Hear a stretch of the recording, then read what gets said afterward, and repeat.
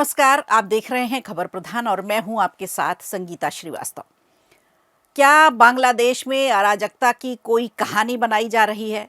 आखिर इतना अराजक कैसे हो गया पूरा देश जो 1.5 साल में भी कुछ मैनेज नहीं कर पाया? शेख हसीना की सरकार को गिराने के बाद जब से मोहम्मद यूनुस के हाथ में सत्ता आई है तब से अराजकता यहां चरम पर है।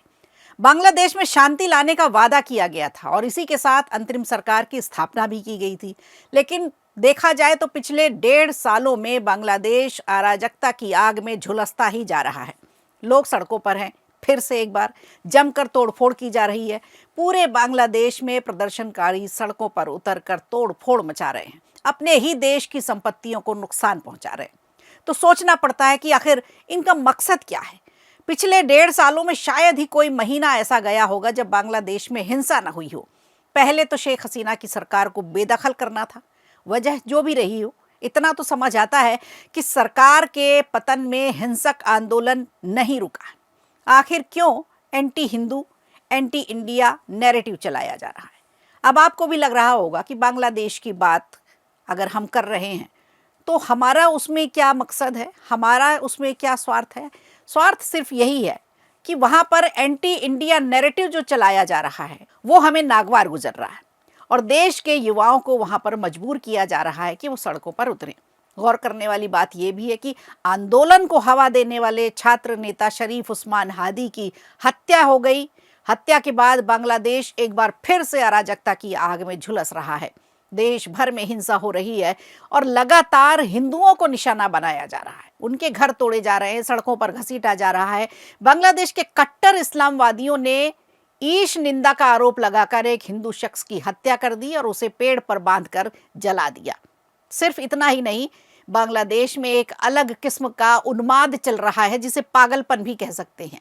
इस पागलपन के तहत बांग्लादेश में एक वीडियो वायरल हो रहा है जिसमें सिराजुद्दौला साम्राज्य की फिर से स्थापना का एक भ्रामक ख्वाब दिखाया जा रहा है, जिसमें भारत के कई हिस्से भी शामिल बताए जा रहे हैं। अब आप समझिए कि आखिरकार भारत के खिलाफ हिंसा बांग्लादेश में क्यों की जा रही है, वो भी इस कदर कि सिर्फ हिंदुओं पर ही आफत आ रही है।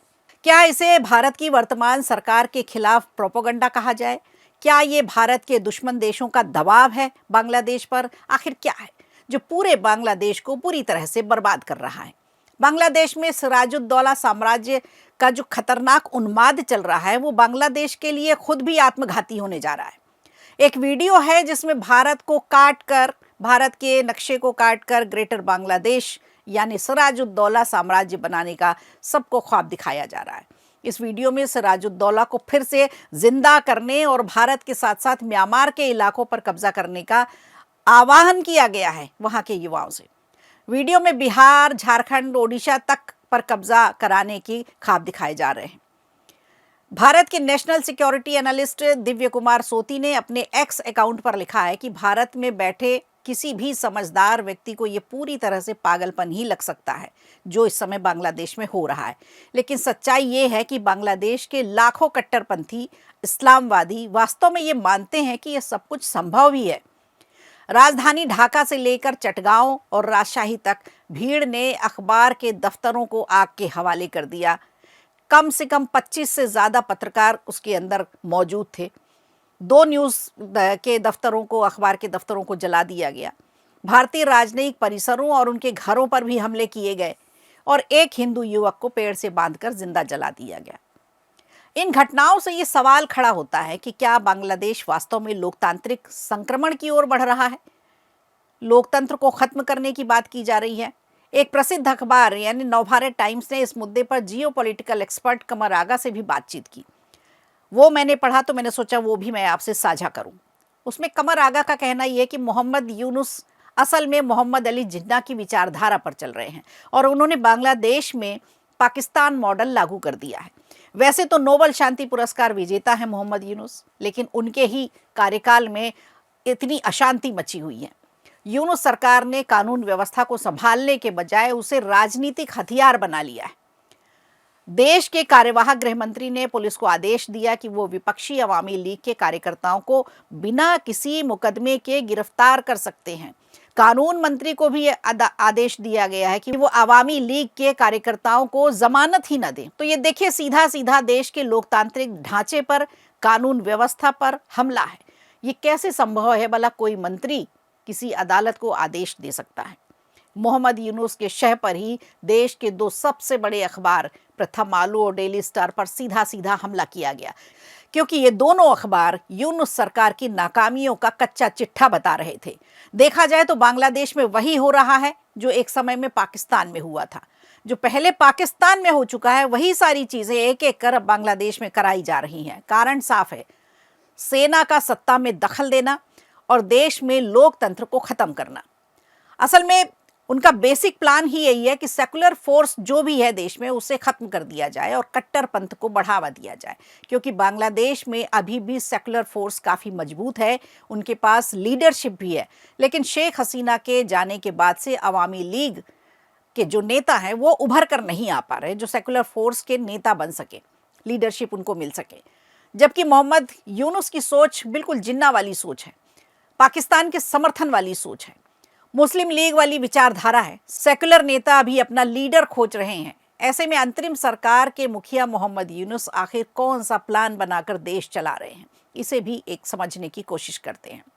तो जो सीधा सीधा समझने वाली बात है, जो तस्वीरें आ रही हैं वहां से, उसको अगर समझा जाए उन तस्वीरों को, तो वो बताती हैं कि मोहम्मद यूनुस अब देश के अंदर सेकुलर ताकतों को पूरी तरह से खत्म करना चाहते हैं, और इसके लिए सेना का समर्थन उनके पास है ही, पाकिस्तान का समर्थन उनके साथ है ही, जो बांग्लादेश को भारत से अलग करने की इच्छा रखता है।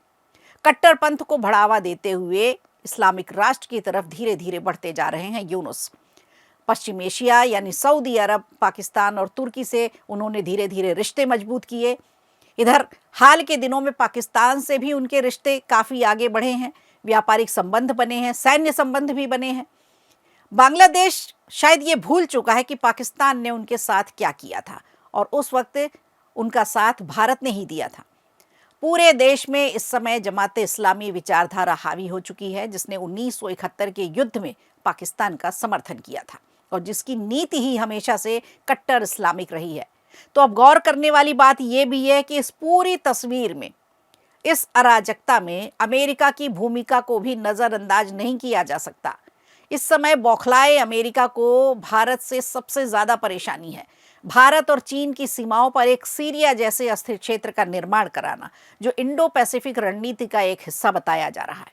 हालांकि ये मान लेना भी बहुत बड़ी भूल होगी कि पड़ोसी देश हमारा चीन चालाकियां नहीं करेगा और इस खेल में वो भारत का साथ दे देगा। ये संभव नहीं है, क्योंकि चीन खुद सिलीगुड़ी कॉरिडोर पर इस्लामिक दबाव चाहेगा, जिसमें उसका भी स्वार्थ छिपा हुआ है, और अमेरिका के साथ उसकी G2 तरह की सामरिक समझ भी बन चुकी है।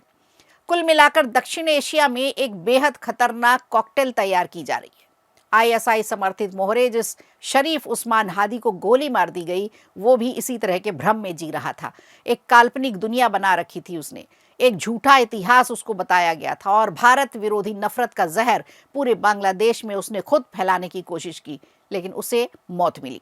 ये समझना होगा हर उस युवा को जिनके कंधे पर बंदूक रखकर ये कट्टरपंथी अपनी महत्वाकांक्षाएं पूरी करते हैं और बदले में देते हैं मौत।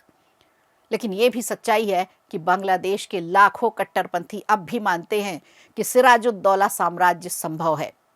आपको क्या लगता है, सिराजुद्दौला साम्राज्य से बांग्लादेश शांत हो जाएगा? क्या यूनुस सरकार जो भी कर रही है वो सही कर रही है?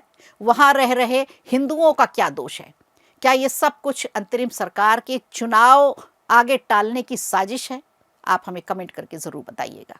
वीडियो अच्छा लगा हो तो लाइक कीजिए, शेयर कीजिए और कमेंट बॉक्स में हमें ज़रूर बताइए।